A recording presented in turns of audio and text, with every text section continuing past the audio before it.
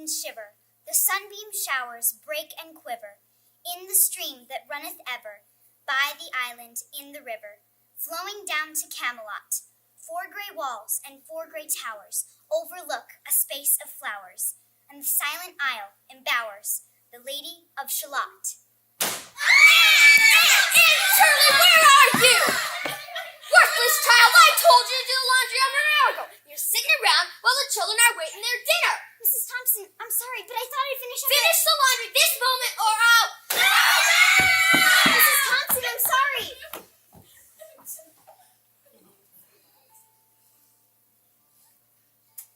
The bosom friend, so I was not alone, but I've lived with the Thompsons nearly all of my life.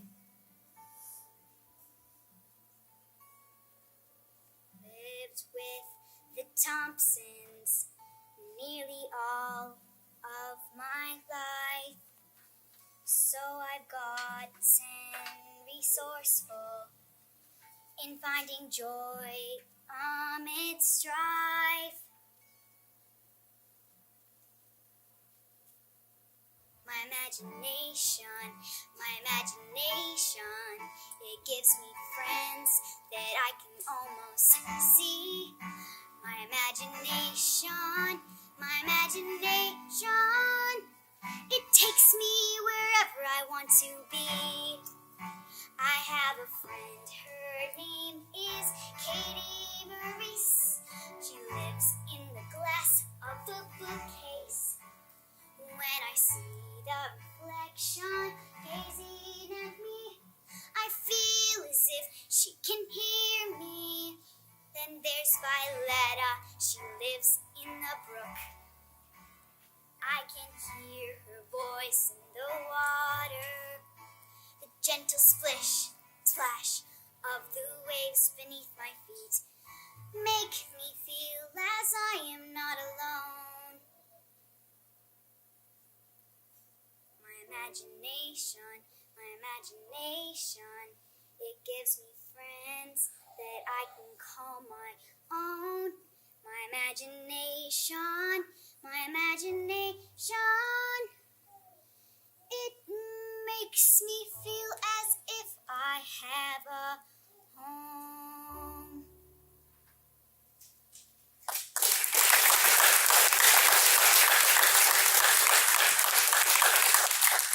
Marilla! Yoo-hoo! Marilla! Why, good evening, Rachel. How are all your folks? Oh, we're all right, but how are you? I saw Matthew taking the buggy out, and I thought he must be going to the doctor.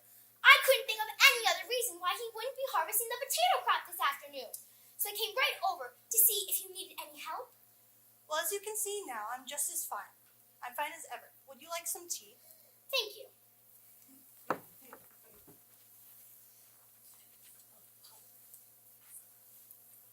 I know you're real curious about where Matthew's going, so I might as well tell you. He's meeting the train in Bright River tonight. We're getting a little orphan boy from the asylum. He arrives on the 5:30 train. Are you in earnest, Marilla? Yes, of course. Why, shut your mouth, Rachel. It's not like we have decided to adopt a kangaroo. Forgive me for saying so, but whatever put such a notion into your head? We've been thinking about this for some time. All winter, in fact. My brother isn't young anymore, and we need help on the farm. He'll help with the chores, and we'll give him some schooling and a good home. Well, I still think you're doing a mighty foolish thing. A risky thing, that's what. You're bringing a strange child into your home, and you don't know a single thing about him. I read in the paper how an orphan boy set fire to a house. On purpose, Marilla. And the whole family was nearly burned to crisps in their beds. I don't deny there's something in what you say, Rachel. But Matthew needs the help, and he's determined to get the child. He's such a mild man, he hardly sets his mind to anything. So I gave in. Well, I hope things turn out all right. But don't say I didn't warn you if he burns down Green Gables or puts poison in the well. I heard of a case of that exact thing happening. Only it was a girl in that instance. Well, we're not getting a girl. I'd never dream of taking a girl to bring up. I guess you're right about that.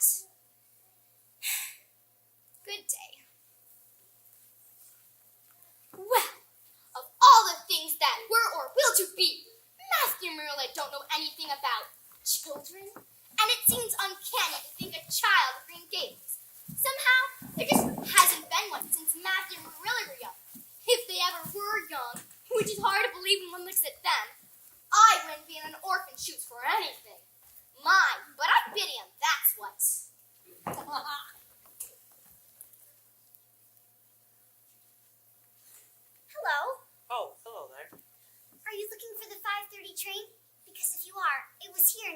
than half an hour ago. Oh, yes, sorry. You must be Mr. Cuthbert! Oh, I'm so delighted to meet you. I can hardly contain it. I had almost given up hope that you weren't coming for me tonight at all. Of course, if you hadn't come, I would have been all right. There's plenty of scope for the imagination here. Did you see that cherry tree at the end of the lane? Isn't it divine? I had made up my mind that if you didn't come, I would climb into that tree and stay all night. It would have been delightful. Of course, I am ever so glad that you did come, for I could hardly wait another minute to meet you. Oh, Mr. Cuthbert, I can't thank you enough for inviting me to stay at Green Gables. I feel as if I could soar in the clouds and sing like a bird. Well, you see... Oh, dear me, I haven't introduced myself, have I? My name is Anne, Anne Shirley. But please spell Anne with an E. I can't bear to see it spelled any other way. It's just too simple and commonplace and unromantic without the E. Even with one, it's hardly poetic, but it is bearable. Well, Anne, we're real glad to Oh, I have you. I'm so extremely thrilled to be staying at Green Gables, Mr. Cuthbert. I've never belonged to anyone before, and staying with the Thompsons was unbearable. To think that now I'll have a home to call my own is... Mr. Cuthbert, I'm speechless. And you can't imagine how infrequent it is for me to be speechless. Well, Anne, may I take your bag? Oh, no, please, I'll carry it. And it's an extremely old bag. And if you don't carry it a certain way, the handle is bound to fall off. It isn't a bit heavy anyways. Isn't that cherry tree simply gorgeous, Mr. Cuthbert? What does it remind you of? Well, I don't know. It reminds me of a bride, a beautiful bride, all in white, with a flowing misty veil. It is a beautiful thing to imagine, isn't it? It makes me wish that someday I could be a bride myself. Of course, I will never be. That is, unless I marry a missionary who isn't allowed to like a girl for her looks. I'm too ugly to be a bride for a common man. Mrs. Spencer told me every day that I was a wicked girl and dreadfully thin and freckled. I could stand all that if it weren't for... Mr. Cuthbert, what color would you call this? Red, I suppose. Mr. Cuthbert, if only it weren't so. But indeed, this very thing will be my lifelong sorrow. I've lost all hope that my hair will ever change, and resigned myself to believe that I will be dreadfully ugly my entire life. I would much rather have a horrible sickness as my lifelong sorrow. Then I would be a heroine. But red hair is far from romantic. Mr. Cuthbert! Mr. Cuthbert! Is this place, this beautiful place, engulfing us in white? It's just called the Avenue. It's pretty, I suppose.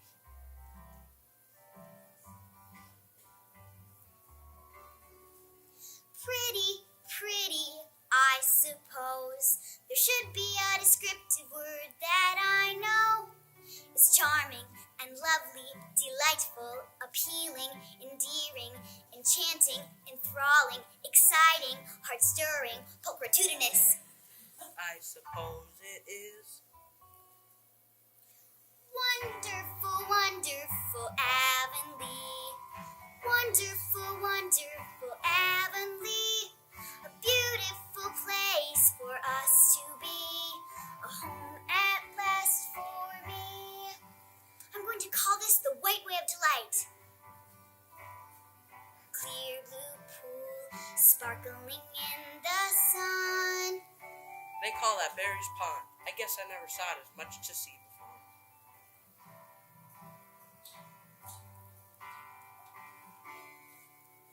It's a lake of shining waters. Maybe it was made for me.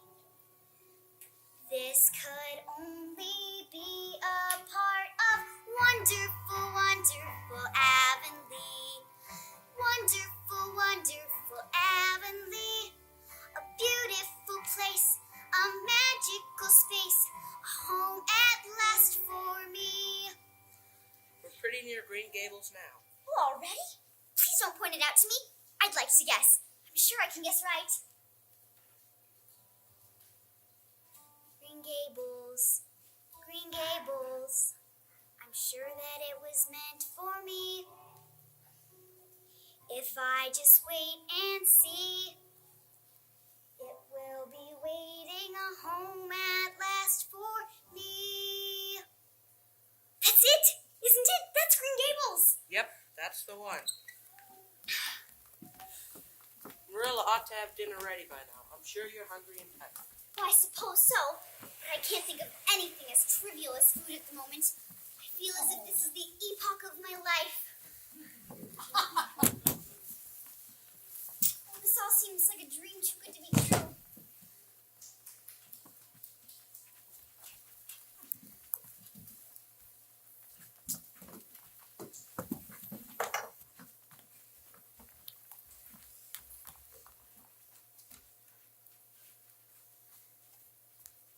Matthew Cuthbert. Who is that? Where is the boy? There wasn't any boy, just her.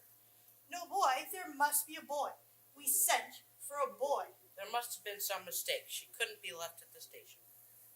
You don't want me? You don't want me because I'm not a boy? You should have expected it. Nobody ever did want me. I was all too beautiful to last. Oh, what shall I do? Well, there's no need to cry about so. Yes, there is need. You would cry too if you were an orphan and you had come to a place you thought you were going to call home and found out they didn't want you because you weren't a boy. It's the most tragical thing that's ever happened to me. Don't cry anymore. We're not going to turn you outdoors tonight. We'll keep you until we can investigate how this has occurred. Would you like something to eat? I'm in the depths of despair. Can you eat when you're in the depths of despair? Yes. I've never been in the depths of despair before, so I can't say. Have you ever imagined that you were in the depths of despair? Certainly not. Then I don't think you could understand. It's a dreadful feeling indeed. When you try to eat, a lump comes right up in your throat, and you can't swallow anything. Not even if it was a chocolate caramel. I guess she's tired. You better put her to bed, Marilla. You'll be staying in the East Gable room. Come this way. Well, I'm dressed and go to sleep. I'll be right downstairs if you need me. Good night. How can you call this a good night? When you know this must be the very worst night I've ever had. Well, this is a pretty kettle of fish. I suppose this is what comes of sending word instead of going ourselves. Our message was twisted somehow. I'll have to drive over and see Miss Spencer tomorrow. That's certain. This girl will have to be sent back to the asylum. Yes, I suppose so. You suppose so? Don't you know it? Well, now, Marilla, she's a real nice little thing. It'll be such a shame to send her back when she's so set on staying here. Matthew Cuthbert, you don't mean to say that you think we should keep her? I suppose we can't be expected to keep her. I should say not. What good would she be to us? We might be some good to her.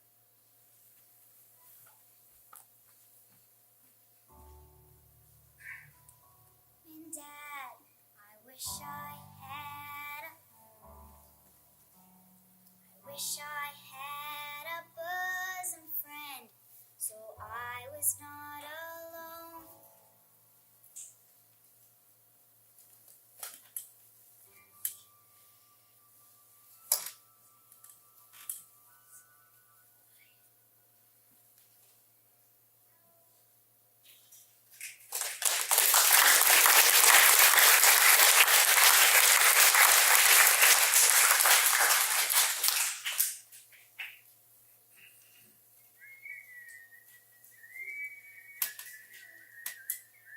Oh, It's time you were dressed.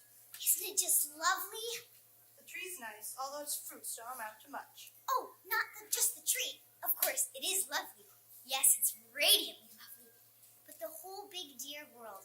Don't you feel as if you just love the morning on a morning like this? I'm not in the depths of despair anymore. I can never be in the morning. But I am very sad. For I was just imagining that it was really me you wanted and that I was to stay here forever and ever. Well, you better get dressed and come downstairs. And never mind your imaginings. Breakfast is waiting.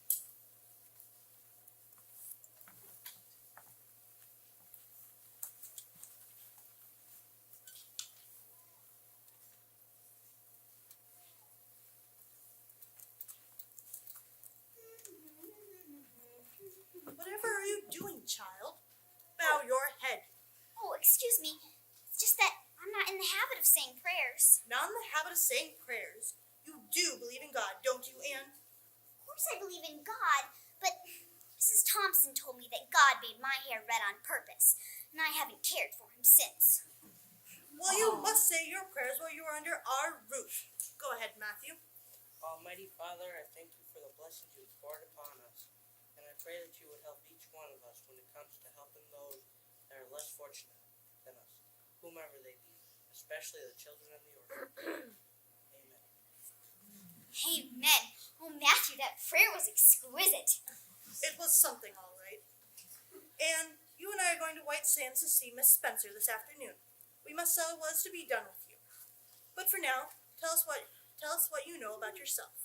Oh, can I please tell you what I imagine about myself? It would be so much more interesting. No, I just want to hear the facts. Where were you born and how old are you? I'm 11 years old and I was born in Nova Scotia. I was an ugly baby, but my parents loved me anyways. They were wonderful people, Mrs. Cuthbert. I'm sure of it, even though I never got much of a chance to get acquainted with them. My mother died of fever when I was only 3 months old, and my father right after her. Nobody wanted me, so Mrs. Thompson took me to her house, even though she was poor and had a drunken husband. I took care of her children. There were plenty of them. 3 sets of twins. I like twins in moderation, but 3 sets is too many. They got croup often, and Mrs. Thompson told me I was worthless if I didn't help out. When Mrs. Spencer got news that you wanted me, it was the first time in my life that anybody had ever wanted me. I forgot to tell you, Marilla. Jerry Boot was around this morning, and I told him I'd hire him to help me around the farm this summer. I just thought you ought to know.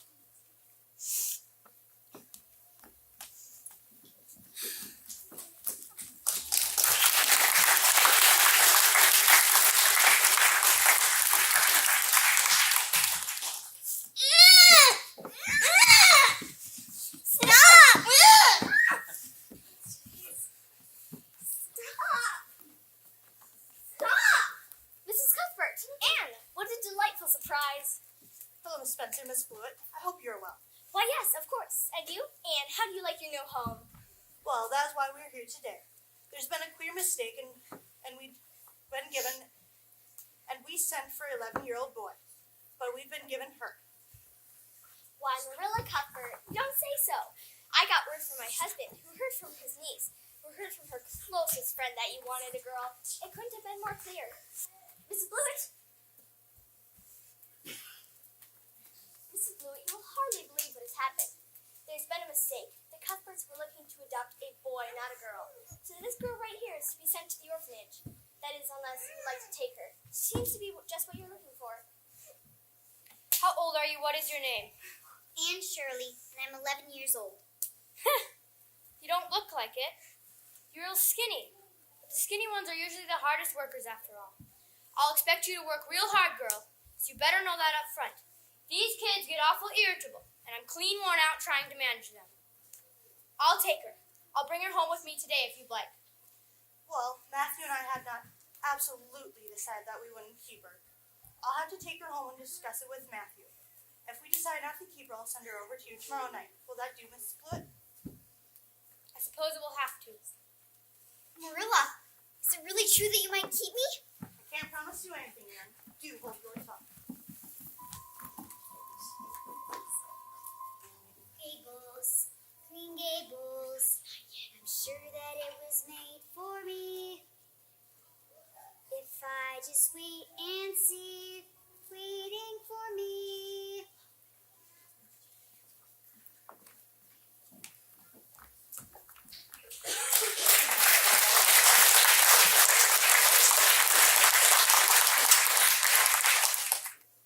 Marilla Cuthbert, are the rumors really true? Have you decided to adopt an orphan girl? Yes, Rachel, it's true. Lord have mercy! The thought of Matthew Marilla raising a child! You'd have taken her too if you'd been in our places. Don't go shaking your head at me. That girl hasn't had a living soul love her since she was 3 months old. And I wouldn't give a dog I didn't like to that Blewett woman. Well, I still think you got yourself into a pretty business. How do you and your bachelor brother expect to raise a child? I've already made it clear to Matthew that he won't have anything to do with the upbringing. Without him sticking his oar in, I think I'll be able to manage just fine myself. Well, I still... Marilla, I've never seen such a lovely brook. I was imagining that I was an enchanted princess, and then So, this is the girl I take it, huh? Well, I didn't pick you out for your looks, that's for sure. Just look at her. She's awfully skinny and homely. Lawful heart, Marilla. And did anyone see such freckles? And hair, red as carrots. I hate you. I hate you. I hate you. I hate you. How dare you call me skinny and ugly? How dare you call me freckled and red-headed? You are a rude, impolite, unfeeling woman. I don't care if I hurt your feelings by saying so. How would you like to have such things said about you? How would you like to be told that you are fat and clumsy and probably had a spark of imagination in you? You have hurt my feelings worse than they've ever been hurt before, and I will never forgive you for it, ever. Did anyone see such a temper? And go to your room and stay there until I come up. Well, I don't envy your job of bringing that up. You shouldn't have twitted her about her looks, Rachel. Well, I see I'll have to be careful of what I say after this, because of the fine feelings of orphans from goodness knows where must be considered before all else. Good day, Marilla. he had no right to call you red-headed and ugly. You say that about yourself often enough. You had no right to burst into a fury and say the things you did. You're staying in here until you apologize. I can never apologize to her. You may lock me in a deep, dark dungeon, inhabited by snakes and frogs, and feed me only bread and water, and I will never apologize to Mrs. Lynde. Deep, dark dungeons are rather scarce now. You'll stay in here until you apologize. Then I will stay here till I die, for I will never apologize to her. I can't even imagine that I'm sorry. Hopefully your imagination will be in working order soon. Won't apologize to Mrs. Lynde. Not after all that she's done. Calling me carrots crossed the line. If I apologize, she'll think she's won. No, no, no, never saying sorry. No, no, no, I'll stay here till I die. No, no, no, never saying sorry. To that old gossip, it would be a lie. I heard about your conversation with Miss Lynde.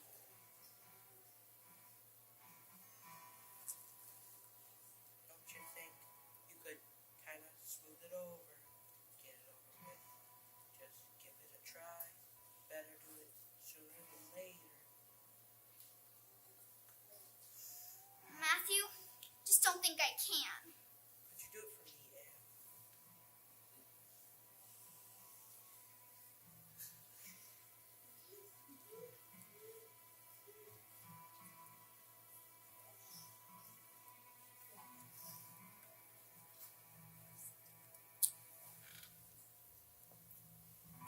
Oh, all right, I guess I'm saying sorry, even though it's still kind of a lie. Just for you, I'll go and I'll say sorry. Better go and give it my best try.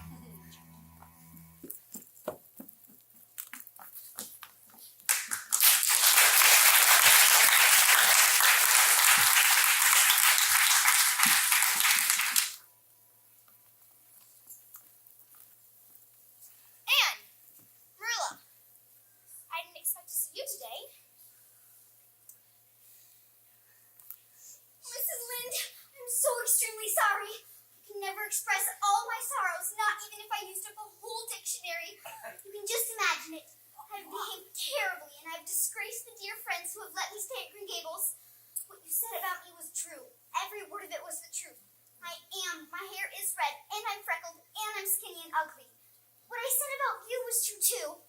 But I should not have said it. Mrs. Lynde, please say you forgive me. If you refuse it, it will be my lifelong sorrow. Please, Mrs. Lynde, please. There, Charles, get up. Of course I forgive you. I guess I was a little too hard on you anyway. But I'm such an outspoken person. And it can't be denied that your hair is terribly red. But I once knew a girl whose hair was every bit as red as yours when she was young. But when she grew up, it darkened into a handsome auburn. I wouldn't be a bit surprised if yours did too. Oh, Mrs. Lynde, you have given me a ray of hope. I feel as if I couldn't endure anything if I only thought that my hair would be a handsome auburn when I grow up. I'm right glad to hear that. Marilla, it's about time this girl started making friends in Avonlea. Have you taken her over to the berries yet? School will start in 2 weeks' time, but I suppose it wouldn't hurt for Anne to get acquainted with Diana before then. Diana? What a perfectly elegant name. Diana's a lovely person, and her mother is very strict about who she associates with. So you have to be on your best behavior and watch what you say. I will try my very hardest. But the problem is, I never mean to say anything out of the ordinary, but folks just think I'm strange just the same. Do you think my Diana could be my bosom friend? Your what? My bosom friend. A dear, intimate friend.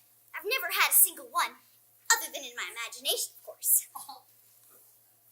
Well, good day. Dear me, child, whatever is the matter with you? You look as if you've seen a ghost. You would feel the same way, too, if you were about to meet a little girl you'd hope to be your bosom friend, and whose mother mightn't like you.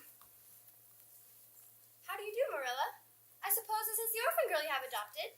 Yes, this is Anne Shirley. How are you? I am well in body, but considerably rumpled in spirit. Thank you, ma'am. There wasn't anything too out of the ordinary in that, was there, Marilla? This is my daughter, Diana. Diana, why don't you take Anne out to the garden and show her around? Diana, do you think you could like me a little bit? Enough to be my bosom friend? Your what? My bosom friend, a dear friend. Why, I guess so. I'm awfully glad you came to live at Green Gables. It'll be jolly to have someone to play with. Will you swear to be my friend forever and ever? Why, it's dreadfully wicked to swear. Oh, not my kind of swearing. It means vowing and solemnly promising. Well, I don't mind doing that. How do we go about it? We must join hands like so. Now you must repeat the vow after me. Solemnly swear to be faithful to Diana as long as the sun and moon shall endure. You're a queer girl, Anne, but I think I'm going to like you real well. I solemnly swear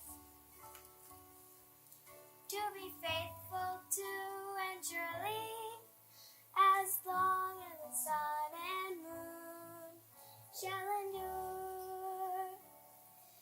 To be faithful to my friend, to my bosom friend, and I, for as long as the sun and the moon shall endure. For as long as the sun and the moon shall endure.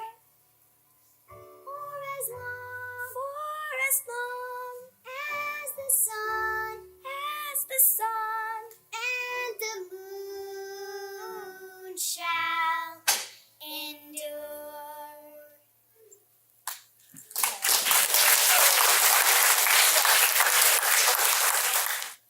Good morning, Marilla. Good morning, Matthew. I can hardly wait for the Sunday school picnic this afternoon. Diana has been telling me all about it. You can't believe the wonderful things that they have planned. I have hardly slept a wink these past 3 nights in anticipation. There's going to be ice cream. Matthew, ice cream! Anne, have you seen my amethyst brooch? Yes, I saw it yesterday. But Marilla, have you ever tasted ice cream? I've never had the opportunity to. And but I stop imagine chattering this minute and tell me where you've seen it. I saw it on your bureau. Did you touch it? Yes, but only for a moment, truly, Marilla. You see, I was walking past your room, and I saw the beautiful brooch glistening on your bureau, so I just had to try it on. So I pinned it on in front of the mirror, and I hadn't it on a minute, truly, Marilla. I believe that you're telling me a falsehood, Anne. I've searched my whole room, and that brooch is nowhere to be found. You said yourself that you were the last one to touch it. Truly, Marilla, I'm telling the truth, honest. Don't talk back to me, Anne. Go to your room until you're ready to confess. You'll let me out for the picnic, won't you? There'll be no picnics for you, young lady, until you've told me the truth about the brooch. I must admit that I'm dreadfully disappointed, Matthew. I'd forgive the child for losing the brooch by way of that careless imagination of hers, even though it had been in the family for decades. But I cannot stand slyness and untruthfulness. This is just the sort of thing I feared would happen. You sure it didn't fall behind your bureau? I've searched every crack and cranny of my room. The brooch is nowhere to be found. The child must have taken it. Marilla, I'm ready to confess. That's a good girl. What do you have to say for yourself? I took your amethyst brooch, Marilla. I couldn't resist the temptation. I saw it glistening on your bureau, and I couldn't just resist the temptation to imagine that I was Lady Cordelia Fitzgerald. So I took a walk down the lane and imagined that I was the queen and watching all of the common folk under my rule. When I reached the Lake of Shining Waters, I took it off and held it into the sunlight so it would glisten like the jewels on my crown. But it slipped through my fingers and fell into the murky water. That is the best I can do at confessing. Can I go to the picnic now? You have been a terribly wicked girl, Anne. Oh, I know I haven't been wicked, and you will have to punish me for it. But can you please get it over with quickly? I'd like to go to the picnic with a clear mind. Picnic indeed. There will be no picnics for you. But Marilla, you said that I could go if I confessed. There will be no picnics for you, and that's final. Go to your room, Anne. I'm truly at my wit's end, Matthew. I'm going over to have a talk with Rachel. Never thought I'd go to her for advice on Anne. But desperate times call for desperate measures. Marilla, your brooch.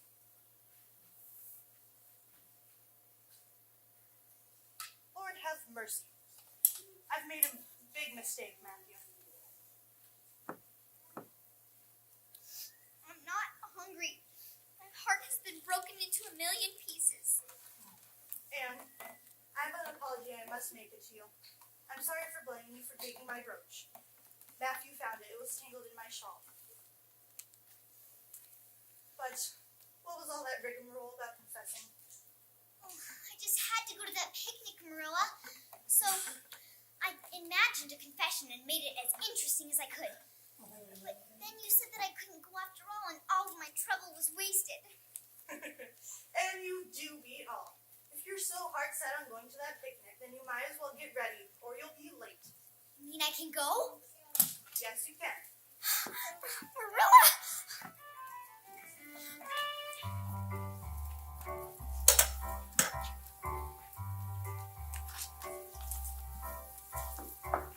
The prospect of a picnic. What a joyful day. My hopes were dashed, but now my head is racing, heart is pounding, feet are running.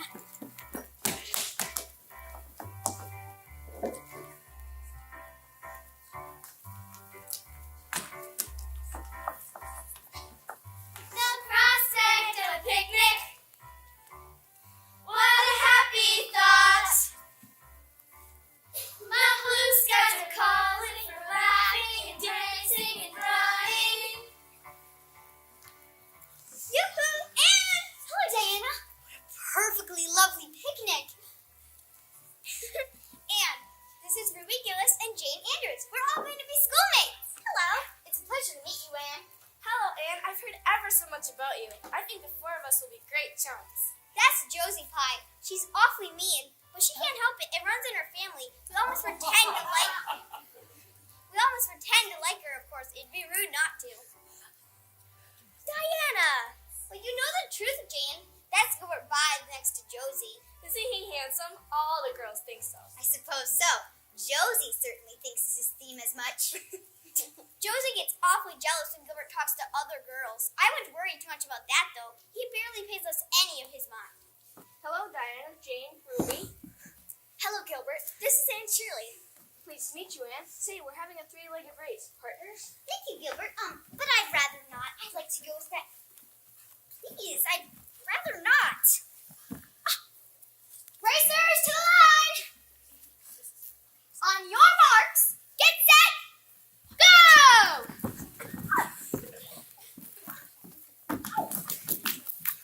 Woo! Whatever. Sam, that was fantastic. What a teammate. Thank you, Gilbert. What was the matter with her? She just has a temper, that's all. She'll cool down soon, I'm sure. Gilbert! Gilbert!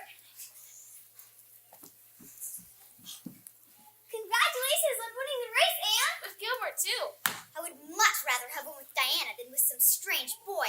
He didn't even ask if I'd like to be his partner. It's just Gilbert's way. He likes to get what he wants. I've never seen him take to a new girl like that before. He's never asked me to be his partner. You should be honored, Anne. Cheer up, Anne. Look, Mrs. Lind is going to bring the ice cream. The prospect of a picnic. What a happy thought. The blue skies are calling for laughing and dancing and running and ice cream.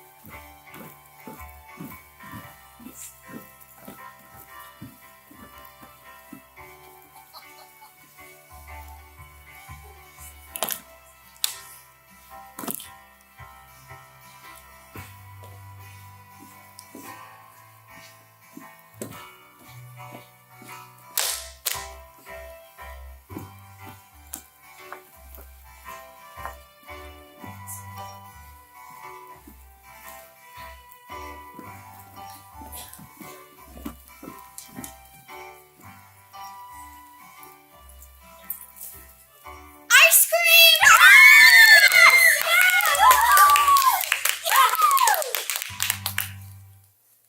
How did we ever bear school without you, Anne? You've only been here a week and I can hardly remember it without you. That's because Miss Phillips was always droning away and Josie giggling at Gilbert all day.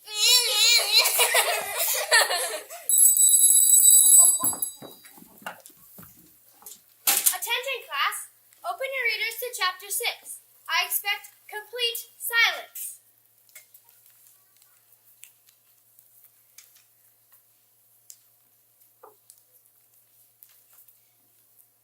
Anne. Anne.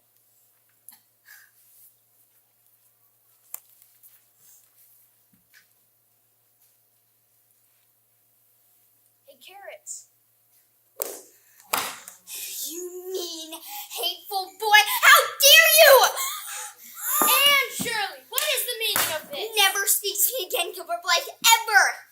Anne, I will not tolerate a pupil of mine displaying such a temper. It was my fault, Miss Phillips. I teased her. Hush, Gilbert. Anne, you will see me after school. Class dismissed. Anne, you will not leave this classroom until you have written Anne Shirley has a very bad temper 100 times. Do you understand? Yes, Miss Phillips. I hope you feel properly ashamed of what you've done.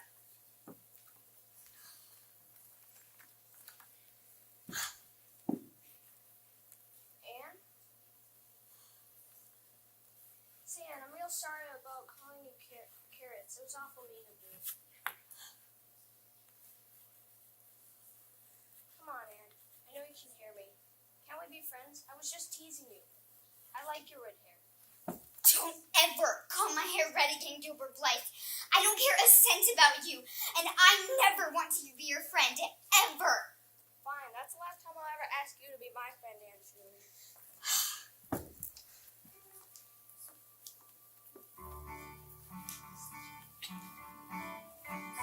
That Anne always getting herself into mischief. Got a temper, that's for sure. Where'd it come from? Where'd you come from? Wouldn't we all like to know? That Anne, I just want to be her friend, but she doesn't understand, 'cause she's stubborn. She broke a slate over my head.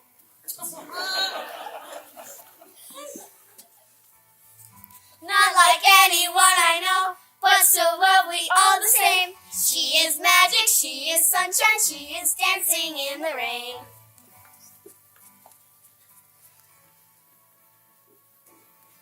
She is sweet, she is kind, her imagination lights the sky. Wish I could see the world through her eyes.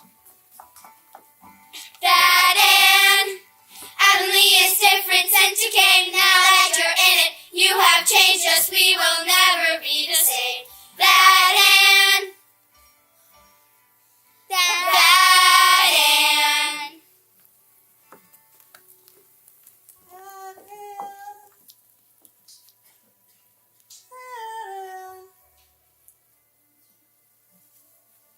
Never knew that I needed her so bad. Oh, Anne.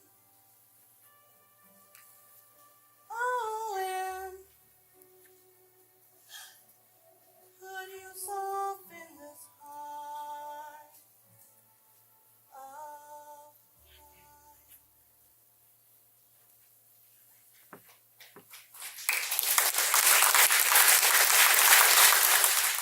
Anne, we've missed you just terrible at school. Feels like you've been gone for ages. Don't exaggerate, Ruby. It's only been a few months. But we do miss you, Anne. Your hair's made great progress. When will you be coming back to school? I don't know if I'll ever go back to school. There's more scope for the imagination at Green Gables, and I'm not bothered by Josie Pye or other people. Besides, our story club gives the four of us a chance to be together. Hello, Anne. Oh, Diana, Jane, Ruby. How nice to see you. Here. I hope I'm not calling it a bad time.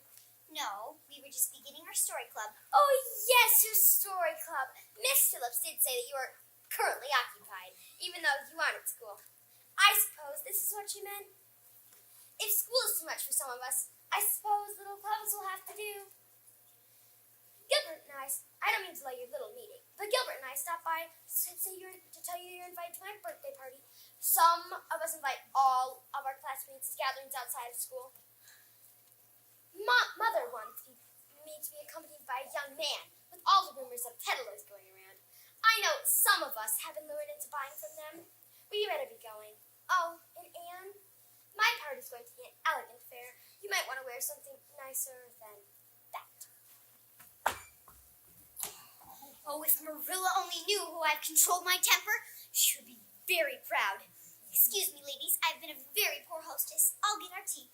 And Marilla has left us a fine bottle of raspberry cordial. Jane, will you please start our meeting, for I am very vexed in spirit at the moment. Let's begin our meeting by each sharing our ideas for our next story. I'll go first. My story is about a girl who works on the mission field as a nurse. She helps save many lives and then gets married and settles in Avonlea. Your stories are always very sensible, Jane. Could you try to add some excitement? If working on the mission field as a nurse isn't exciting, what do you suggest? Shouldn't someone get murdered? Far too many people get murdered in your stories, Ruby. I don't know what to do with the people in my story, so I kill them. It's the only way to get rid of them. Oh, Anne, this raspberry cordial is awfully good. I didn't know raspberry cordial could be so nice. Well, I'm so glad you like it. Have as much as you like. Here, girls, I wrote down my next idea for our story. Oh, let me find it. Found it? It will either be called The Jealous Rival or In Death Not Divided. It's about two beautiful maidens called Cordelia Montmorency and Geraldine Seymour, who live in the same village and are devotedly attached to each other. Cordelia has hair like gold, and Geraldine has velvety purple eyes. I've never heard of anyone with purple eyes. Neither have I. I imagined them. And Geraldine also has an alabaster brow. I know what an alabaster brow is now. That is one of the advantages of being 13. You know so much more than you did when you were only 12. What happens to Cordelia and Geraldine? A man named Bertram DeVere comes into their village and falls in love with Fair Geraldine. I love you, Fair Geraldine! Diana? I've killed Diana! Diana, speak to me, Diana! Diana! Diana! There's no need for alarm, Mrs. Barry. She's only fainted. Ow! Marilla, it appears that my precious daughter is drunk. You wicked, wicked child. How dare you intoxicate my daughter? Mrs. Barry, calm down. Anne, tell us how this has happened. Marilla, I don't know. I truly don't. All I gave them was tea and raspberry cordial and a bit of cake.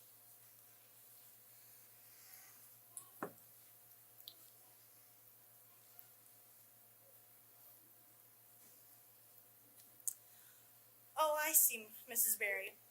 Anne accidentally used the currant wine instead of the raspberry cordial that I told her she could use for her friends. But I haven't an idea how she is sick off of it already. Diana said the cordial was awful good. She had 3 big glasses of it. 3 glasses? Yes, that would do it. She'd be sick even if it was cordial. Excuse me, Miss Cuthbert. I expected more sympathy from a woman who has intoxicated my child.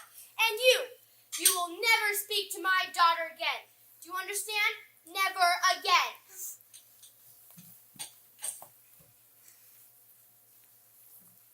Thank you, girls. Better go home. Thank you for coming. Marilla, at the beginning of this day, I was perfectly and supremely happy. But now I feel as if I might as well be dead. Without Diana's friendship, I'm devoid of all happiness. There, go upstairs and rest. I said you'll be of no use to us.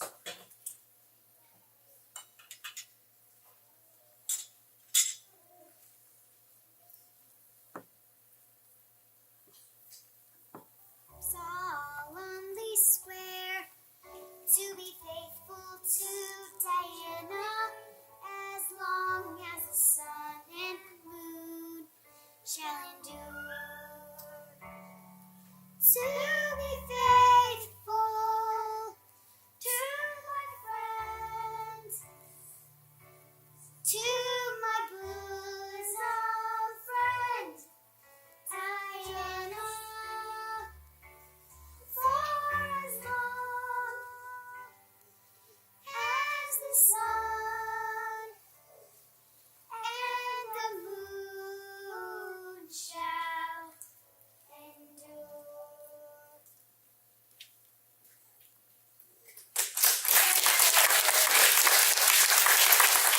Good morning, Matthew. Good morning, Marilla.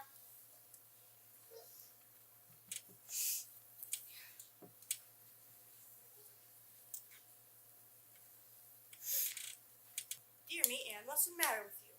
You look like you're going to a funeral, not a party.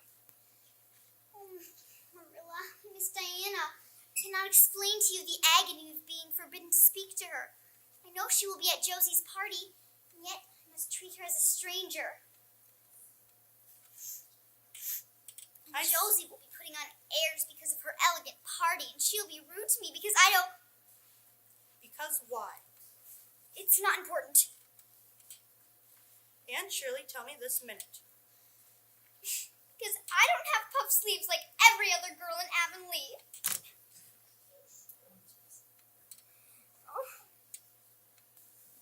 I'm not so sure about that.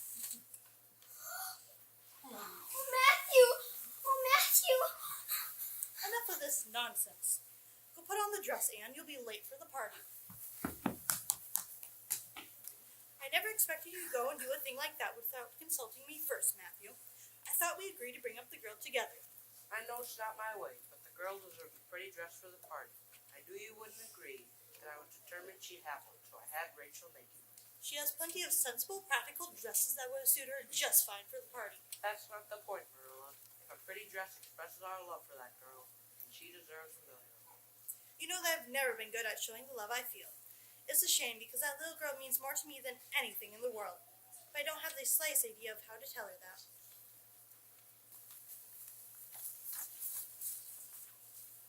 You look real sweet, Anne. That dress isn't as ridiculous as I expected it to be.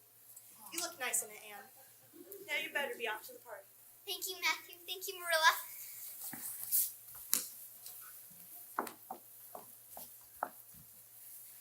Hello, Anne. Hello. Anne, what a beautiful new dress. Thank you. Matthew gave it to me. Isn't it divine?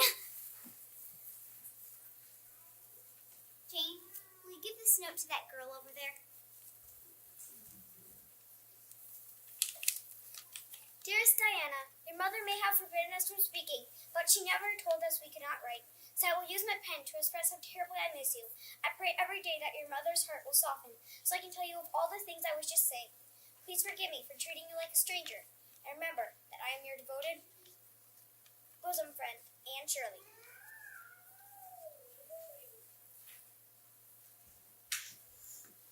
That girl would like you to know that she greatly appreciated the note and agreed with the contents wholeheartedly. Those words are a small comfort to me that I will treasure through many sleepless nights. Shall we be on to the party now, girls?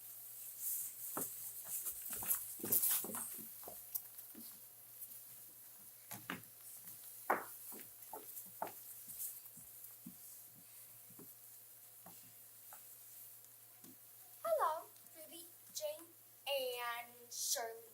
How nice of you to come. I'm glad nothing delayed you. Hair dye, raspberry cordial, or anything of the sort. No, thank you, Josie. But I have been successful in one area, not making the same mistake twice. Is that a new dress you have on, Anne? I've never seen you wear it before. Yes, it is. Matthew gave it to me. Oh, that explains it.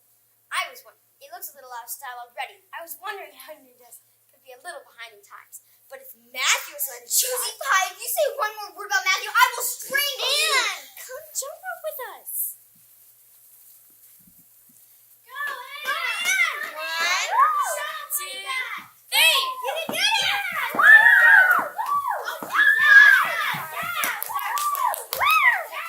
Your turn, Josie. You can do it. 1, 2, 3. Try again. 1, 2, 3.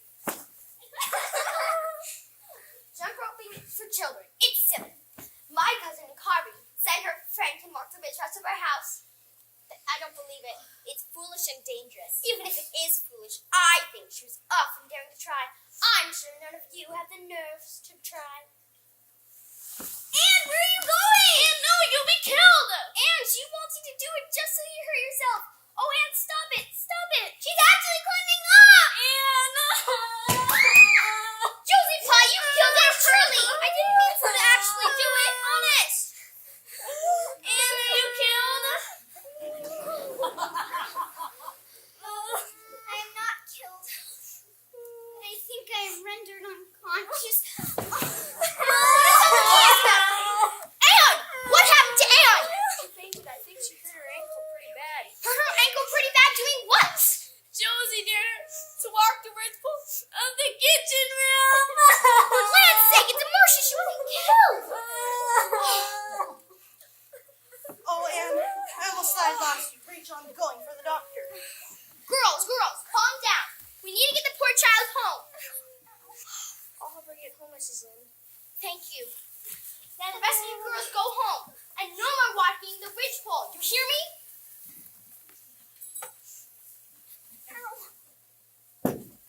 There you go. Try to stay out of trouble, all right?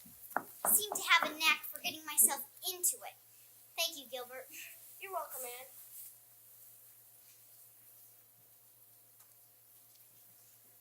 Maybe things change. Maybe hearts soften. Maybe opinions you had fade away. A person can change. Others will guide them. Give them a feeling they didn't expect. A change of heart and a change of mind. A chance at love we're all meant to find. I found a friend when I lost my pride. A change of heart and a change of mind. Maybe things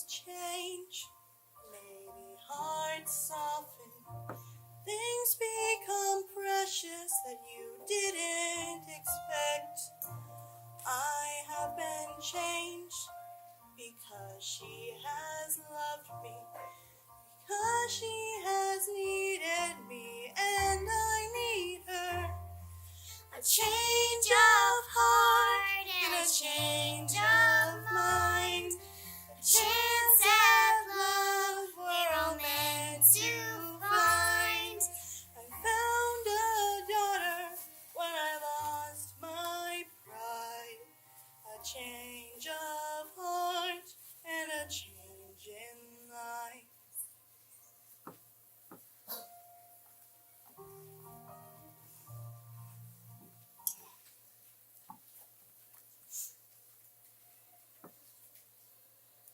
How's your ankle healing up, Anne? Oh, it's healing up wonderful indeed. I'd hardly even know the Ridgepole incident ever happened if it isn't for the way Josie Pye treats me now. She's as sweet as the Pye family can be. Isn't it so funny that her last name is Pye, when in real life she's so sour? Yes, that is funny the way things go sometimes. Anne! Anne! Anne! It's Minnie May! She's sick! Mother and Father are gone! I don't know what to do! I'm going Diana, to the doctor. slow down. Did your mother say you I don't care what my mother says anymore! I don't know what it is. I think it's croup. I don't know what to do! Can you help her? Diana, hold on. I've handled croup and the toxins many a time. Don't fear. Well, well, for once you know more about the talk than I do. And to think, Anne's the hero instead of the author of some mischief. The hero has slept half the day away, so I haven't had a chance to speak to her myself. But I heard what I need from Matthew. Barry's youngest daughter, Minnie May, had the croup last night while Mr. and Mrs. Barry were away. Diana didn't know what to do, so she came running over here for Anne. Matthew went for the doctor, but by the time he arrived, Anne had the whole situation under control. It would have been too late by the time the doctor had arrived. It's a real mercy that Anne was there. Mercy indeed. Minnie May wouldn't be alive this morning if it weren't for Anne's sharp mind and quick hands. And just to think how Mrs. Barry's been treating her after the current wine incident. She's a real blessing to all of us in Avonlea. I may not have admitted it to you, Rachel, but I had my doubts about Anne at the beginning. It was Matthew, really, who was so hard-set on keeping her. I was stubborn and cold-hearted, but I had no idea how much I needed her. She truly has changed me. The girl means more to me than anything. Good morning, Mrs. Lind. Good morning, Marilla. Dear child, the morning's long gone, but you deserve every moment of sleep you could get. Avonlea is very proud of you, Anne. You had a visitor this morning. She wanted to wait until you woke up, but I warned her that it might be a while. She had sincere gratitude and many apologies to offer. Marilla, wasn't Mrs. Barry, was it? It certainly was. She wanted me to tell you that you're invited to dinner with her family tonight. I think that means you're allowed to speak to Diana again. Marilla! Can I go now? I don't think I could stop you. Anne, you're in a hurry. Yes, no, I'm just excited. I'll let you get on your way. No, wait, Gilbert. I have a meeting to talk to you. I owe you an apology. Actually, a lot of them. It's all right, Anne. No, it's not all right. I've been very rude to you. Will you please forgive me? Do you think we could start over? And be friends? Yes, I think we could do that. Anne! Go on, I can tell you're dying to go see Diana. Dear old world, you are so lovely, and I'm so glad to be alive in you. Wonderful, wonderful Avonlea. Wonderful, wonderful Avonlea. Beautiful, beautiful Avonlea. A home at last for me.